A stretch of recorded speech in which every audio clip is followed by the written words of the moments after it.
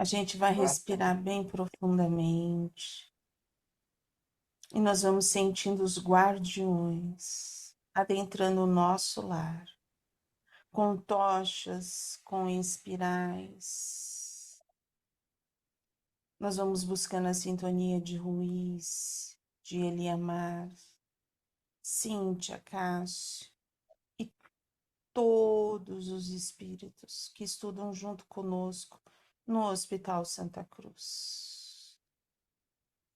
Que possamos buscar essa sintonia maior, abrindo os nossos corações, tendo a nossa expansão de consciência, para que tenhamos uma tarde de muito aprendizado, com muito amor, com muito equilíbrio e com muita serenidade.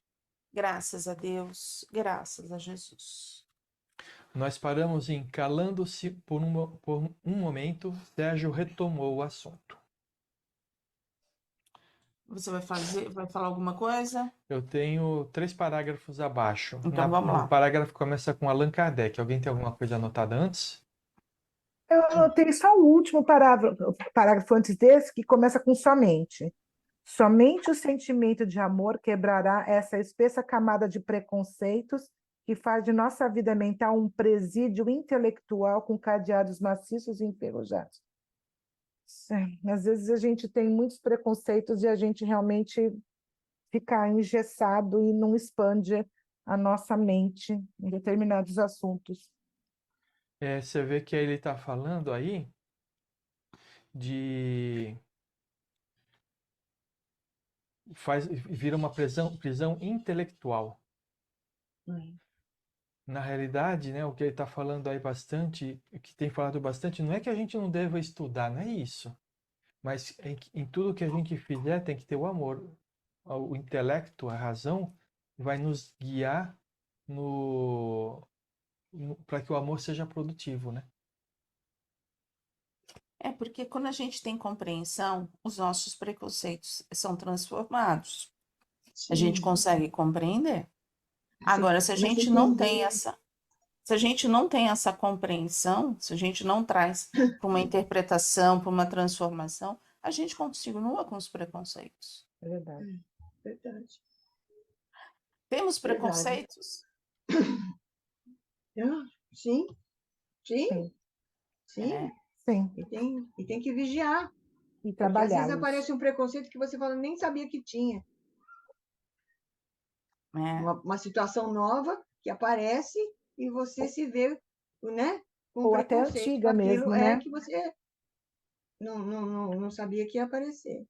E muitas vezes a gente se engana dizendo, não tenho nenhum preconceito, eu não sou preconceituosa. É. Né? A gente vai desde as falas, né, que a gente ganhou, né, que a gente foi ganhando na nossa educação, até outras, né, de convivência, que a gente fala assim, isso é um preconceito. Isso é um preconceito. Essa é uma ideia pré-concebida. Né? E aí, só na transformação, só a gente se transformando, né, é que a gente consegue ver. Eu prefiro nem comentar todos os preconceitos, todas as falas, porque é desnecessário. Desnecessário. Vamos lá? Todos nós sabemos, sabemos quais são. Vamos lá. Então, no parágrafo que começa com Allan Kardec, ali no meio está escrito assim: a fé sincera e verdadeira é sempre calma, faculta a paciência que sabe esperar, porque tendo seu ponto de apoio na inteligência e na compreensão das coisas, tem a certeza de chegar ao objetivo visado. A fé vacilante sente a sua própria fraqueza quando a estimula o interesse, torna-se furibunda e julga suprir com violência a força que lhe falece. A calma na luta é sempre um sinal de força e de confiança. A violência, ao contrário, denota fraqueza e dúvida de si mesmo. Isso daqui é muito legal, né? A pessoa, quando não tem fé, mesmo em si, principalmente em si mesmo, ela sempre age com violência. É. Pode prestar atenção. É verdade. Então, quando a gente perceber que está sendo violento ou na forma de agir, na forma de falar, a gente precisa saber aonde que a nossa fé está falhando, né? Você continua. Aí eu continuo. Vai. Temos que cuidar para que, ao invés de raciocinada, nossa fé não seja racionalizada. Fé racionalizada? Indagou o jovem nordestino. É a fé de cabeça, meu filho, aquela que é mais razão que coração. É a fé pensada, ilusória, aquela que é alimentada pelo ponto de vista pessoal, incapaz de ir lá além.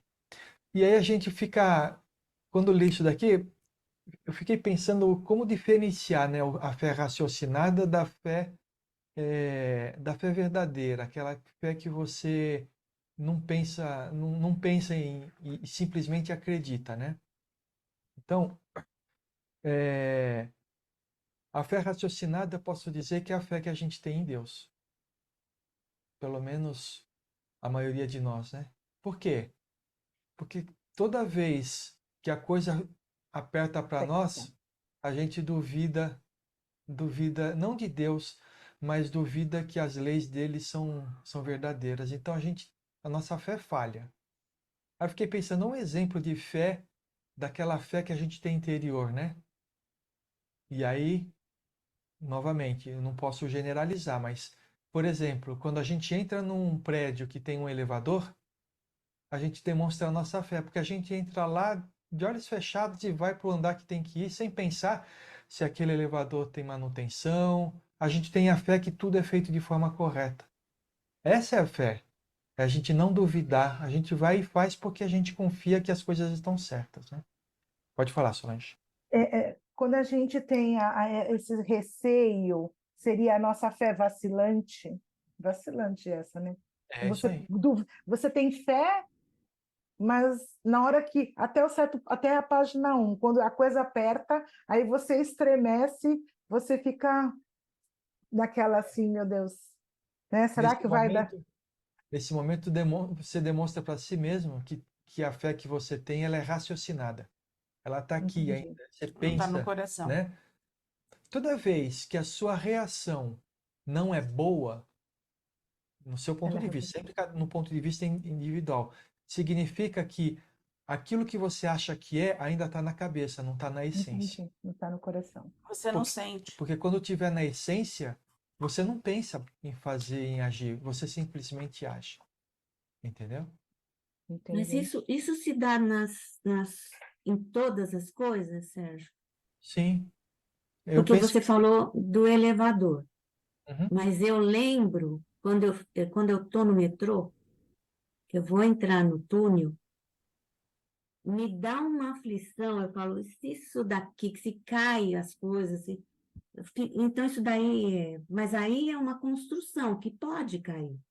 Aí tem que tomar Sei. cuidado um pouquinho com, com as coisas que a gente que é influenciado do nosso passado e às vezes de outras encarnações, né?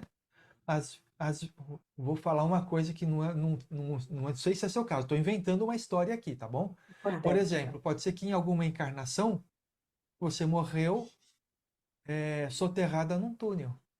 Então, você traz para essa encarnação esse receio. Essa reminiscência.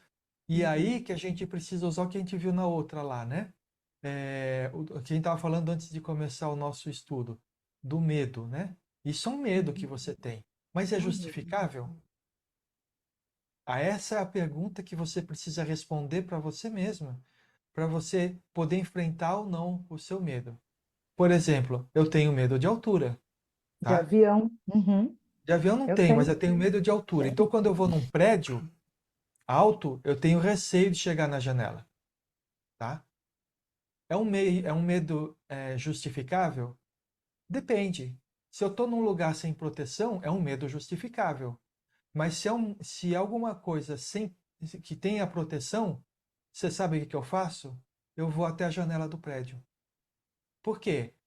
Porque eu preciso provar para mim mesmo que eu tenho fé em mim. Eu sei avaliar as coisas, eu sei que aquilo não vai me causar um mal. Então eu vou até lá, embora tenha uma aflição gigantesca, eu vou até lá e fico lá até a aflição me passar. Entendeu? Não paralisa, né? Não deixa se Eu fico paralisar. paralisado, exatamente. Né? Imagina, né? Vai limpar a janela do prédio, não limpa porque tem medo de chegar perto da janela. Então, é esse tipo de coisa que a gente precisa fazer com a gente. Eu tenho medo. O medo é justificável? A Solange falou. Sair na rua à noite. É justificável. Por quê? Nós temos violência. Eu preciso sair? Preciso. E o que que eu vou fazer? Eu vou Orar. me, me precaver de tudo aquilo que eu posso. Outra coisa, por exemplo, na época, no período da Covid, né? É, você tem medo de pegar Covid? Claro que eu tenho, mas eu preciso trabalhar. Então eu vou trabalhar. O que que eu faço? Me precavenho. Do quê? Daquilo que me falaram que é importante fazer. Lavar as mãos, passar álcool, usar máscara, manter distância. Não foi isso que a gente fez? Quem Foi. precisava sair, saía. Não é verdade? Então, é esse tipo de coisa que a gente precisa fazer com relação ao medo e com relação à fé. Aí eu fiz tudo o que eu precisava fazer. Eu e a Valéria fazíamos. Lavava a mão, chegava em casa, trocava a roupa, tomava banho, deixava os sapatos do lado de fora, fazíamos tudo isso. E nós pegamos Covid. Ah, por que você não se precaveu? Não, me precavi. Mas eu acredito que se eu peguei a Covid, era porque eu precisava pegar por alguma coisa. Eu precisei aprender. E eu vou ser sincero, eu aprendi muito durante a Covid, tá? Vamos lá? Vamos lá. Algo mais? Não Eu nessa parte. coloquei no final da página, Hum. é, com relação à fala de Allan Kardec. No parágrafo começa assim: talvez convicção e crença fiquem até melhor. No trecho seguinte, no capítulo 19, Allan Kardec discorre: cumpre não confundir a fé com a presunção. A verdadeira fé se conjuga à humildade. Aquele que a possui deposita mais confiança em Deus do que em si próprio, por saber que, simples instrumento da vontade divina, nada pode sem Deus. Por essa razão é que os bons espíritos lhe vêm em auxílio. A presunção é menos fé do que o orgulho. E o orgulho é sempre castigado, cedo ou tarde, pela decepção e pelos malogros que lhes são infligidos. Aí é que já passou. Eu É, pode falar. O que que você chegou a. Eu tinha anotado só um negócio aqui, Da mas presunção. da presunção. eu pensei nesse sentido da fé, quando fala que ela é mais fé, confiança em Deus, do que em si próprio. Voltando aos nossos exemplos, você, quando entra num avião, a porta fechou, é você e Deus. Eu confio no piloto? Confio, mas eu tenho que confiar em Deus. Eu confio, fechou a porta, falei, seja o que Deus quiser, está nas mãos dele. Porque a manutenção, e se o cara da manutenção não fez bem, né? Se tiver que acontecer, acontece. Se não tiver que acontecer, Engraçado. você ia perder o avião de alguma forma. Não é? É, Se eu tiver. não, gozado, eu não tenho esse medo, de avião, de altura, de balsa, não tenho. Eu acho até interessante a pessoa falar avião, tem medo de Eu navio. também tenho altura, É, né? eu Medo. não, eu já viajei de avião várias vezes, entro, sento e pronto, acabou, vamos lá. Que bom para você. Você ia falar de presunção, você Não, acha? não, não. Você não vai falar? Não, só a questão da presunção, né? Se todo mundo sabe o que é presunção, né? Porque a gente vê a presunção é menos fé do que orgulho, né? Na realidade, presunção tem É mais orgulho, né? A tem pessoa se presunção, presume. presunção tem dois significados, assim, que são um pouco diferentes entre si, mas que podem ser aplicados aqui, né? Primeiro, presunção é julgamento baseado em indícios, aparências. É você falar do que você acha e não do que você sabe, né? E pode ser também segurança ou confiança que se tem em si mesmo, se tornando em arrogância. que também é um É. pouco disso, né? Você, É. a pessoa que faz o julgamento baseado em indícios e fala aquilo como uma verdade, ela tem muita segurança, mas nem sempre está com a verdade, né? Tudo certo? Uhum.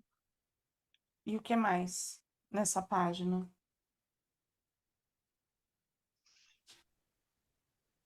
Mais nada? Eu anotei Acho que é na próxima. o parágrafo que começa com a proposta do amor acima. É na outra página. É aqui, a continuação dessa daqui, tá vendo? Uhum, Para nós não é, não é parágrafo. não é parágrafo. Tá na metade do parágrafo. Sim, José Mário, você tem razão. Não A achei. proposta. Achou?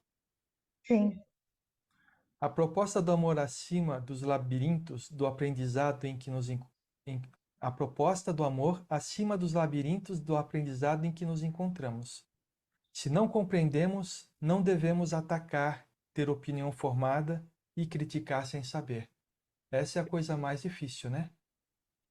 Porque quem é o dono da verdade? Cada um tem um pedaço, né?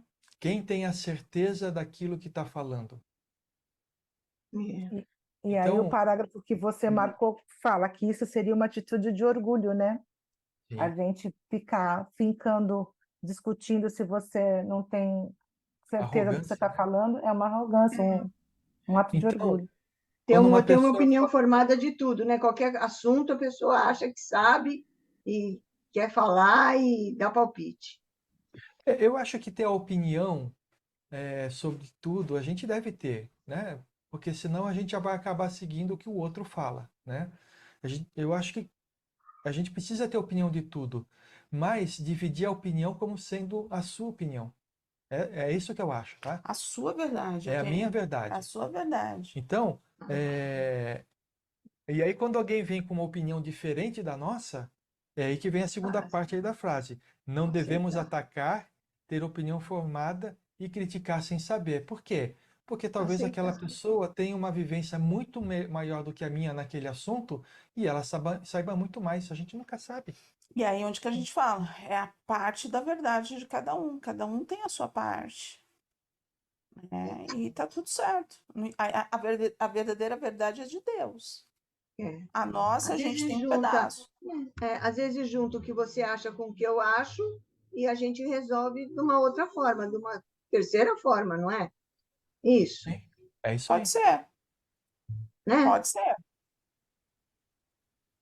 Nem sempre, mas pode ser, Pode ser, né? pode ser. Mas ainda assim, é uma parte da verdade. Sim, Né? Porque a gente, quando, eu acho que o que o Sérgio quer dizer, quando a gente se empodera da verdade, é só a minha que serve e acabou. É o que eu falei, é aquilo que tem que acontecer. E não é assim, não é isso? E quem de nós tem o poder da verdade? Se é, a verdade só está com Deus, não é verdade? É. E quando a gente está num grupo, ou a gente está em casa, no nosso relacionamento em casa, na família ou no emprego, se a gente bate o pé, é o quê? É orgulho. é orgulho. Arrogância. É orgulho. Porque eles também têm um pedaço da verdade. Aqueles que estão ao nosso redor, eles têm um pedaço da verdade. Aí você fala, mas não bate com a minha. Não, pode não bater com a nossa, mas tem um pedaço da verdade dele. Cada um vê Tem de um algo jeito, que né? Cada um vê de um jeito a história, né? cada um vê de um jeito, cada um Cada um vê sente de de um uma jeito. forma. Porque às vezes a pessoa pode estar sentindo. Para mim não serve. Para mim eu não gosto. É de uma outra. Né? A pessoa pode até estar certa, mas a forma como ela impõe não faz bem. Hum, Ela pode até ter uma parte da razão, uma parte. Por isso que eu falo, nem sempre, às vezes, juntando, dá certo. Porque dependendo como se coloca, para mim não dá, entendeu? Dependendo de como a pessoa coloca, para mim não dá. certo. Entendi. Eu digo que quando alguém coloca de uma forma que no meu ponto de vista é inadequada, eu vou demorar mais tempo para poder analisar aquela pessoa falou. Porque no primeiro instante você fica envolvido com um Impactado. sentimento ruim, Já não né? aceita, né? E No de primeiro instante defesa. você já não. E de defesa. E aí a gente precisa esperar um tempo para passar aquele sentimento de autodefesa para poder analisar o que a pessoa falou. Mas muitas vezes a coisa é tão impactante que você simplesmente rejeita o que a pessoa disse, né? É isso aí. Ela pode até ter uma certa razão, que nem eu tenho dificuldade. O pessoal, quando me cutuca, eu olho. A pessoa continua cutucando, eu me afasto totalmente. E acontece isso que o Sérgio fala, eu me fecho. Eu venho pro meu escudo. Se ela queria conversar comigo, por que ela tá me cutucando? É. Se tem algo que eu faça e que não tá legal para ela, chega e conversa. Olha, Valéria, vamos conversar, vamos fazer isso. Eu dou essa liberdade, mas vir me cutucar, aí não. Cutucou uma, cutucou duas, E tem a terceira. blindou. Vamos lá? Eu anotei o parágrafo abaixo que começa assim: como deveríamos então proceder diante do novo? Acharam? Acho que é dois Sim. parágrafos depois, né? É na outra, né? O livro é na outra página. Como deveríamos então proceder diante do novo? Qual seria a postura ideal de nossa comunidade espírita ante esse prenúncio de maioridade, né? O mestre já nos ofereceu essa resposta quando enunciou em João, capítulo 13, versículo 35. Nisso todos conhecerão que sois meus discípulos, se vos amardes uns aos outros. Sabemos disso há muito tempo e ainda não conseguimos colocar o amor acima dos nossos interesses particularistas. Dizendo servir aos interesses do mestre, servimos em muitas ocasiões ao personalismo enfermiço que ainda nos carcome as estruturas sutis da alma. Inegavelmente, podemos afirmar que não desejamos conscientemente o mal e estamos procurando o bem. Damos, portanto, os primeiros passos na direção da arte de amar. Incipientes ainda nesse aprendizado, nosso amor começa a brotar nos refolhos do ser. Nosso desafio maior consiste em dinamizá-lo em ações concretas pelo bem que já ansiamos. Então, esse é interessante nisso daqui, porque é uma das dificuldades nossas, né? A gente colocar os nossos, colocar o amor, né? O amor verdadeiro acima dos nossos interesses particularistas, né? Isso é uma coisa difícil, porque sempre que a gente está fazendo alguma coisa, sempre, desculpa, não vamos generalizar de novo, mas em grande parte que a gente está fazendo alguma coisa em favor do próximo, inclusive, a gente tem os nossos interesses particulares naquilo. Não temos? Sim. Agora, eu acho interessante a maneira como ele está falando. Uhum. Porque se você se conhece, se autoconhece, você vai poder dizer vai poder afirmar que não deseja conscientemente o mal. Não mais. E estamos procurando o bem. Aí ele diz para a gente, né, que damos, portanto, os primeiros passos na direção da arte de amar. Ou seja, é devagar, né? Mas a gente não pode desistir. Vai, nesse primeiro momento, são interesses particulares, mas você vai se conhecendo, você vai se analisando e vai percebendo que você não quer o mal. Você já está procurando o bem, né? Na realidade, ele afirma, né? Ele não está Afirma. não tá colocando isso como uma possibilidade que a gente Sim, não está procurando, não. Então ele fala assim, inegavelmente, podemos podemos afirmar que não desejamos conscientemente o mal. Então, aí que está o truque da coisa, né? Mas no inconsciente, Ela existe. ele ainda existe. sim, sim. Então, é nesse momento que a gente fala que o nosso ego aparece quando esse inconsciente toma a direção da nossa vida, né? E aí, esse mal que ainda existe dentro de nós, ele faz algumas coisas que a gente se arrepende depois, né? Aí a gente vem com Paulo, né? Não fazemos o bem, mas o mal que não queremos, fazemos. Porque o bem que eu quero, esse eu não faço, mas o mal que eu não quero, esse eu eu faço. faço. Porque tá tudo no nosso inconsciente. Se tá no nosso inconsciente, por que que tá lá? Que nós já vivenciamos. E ele só E é o que ele começa, fala, né? Desculpe. e ele só começa a vir quando a gente começa a se autoconhecer, se transformar. Com o autoconhecimento, a gente vai trazendo esse inconsciente e a gente vai buscando a si mesmo. Se a gente não busca essa autotransformação, esse autoconhecimento, ele vai ficar ali. E cada vez mais o ego vai nos comandar. E a gente vai dando a nossa assinatura. Mas quando a gente for fazer trabalhar no autoconhecimento, a gente nunca pode esquecer de trabalhar também a autoaceitação. Aceitar que a gente é dessa forma. E é por isso que nós estamos aqui, né? Maria Rita vai completar.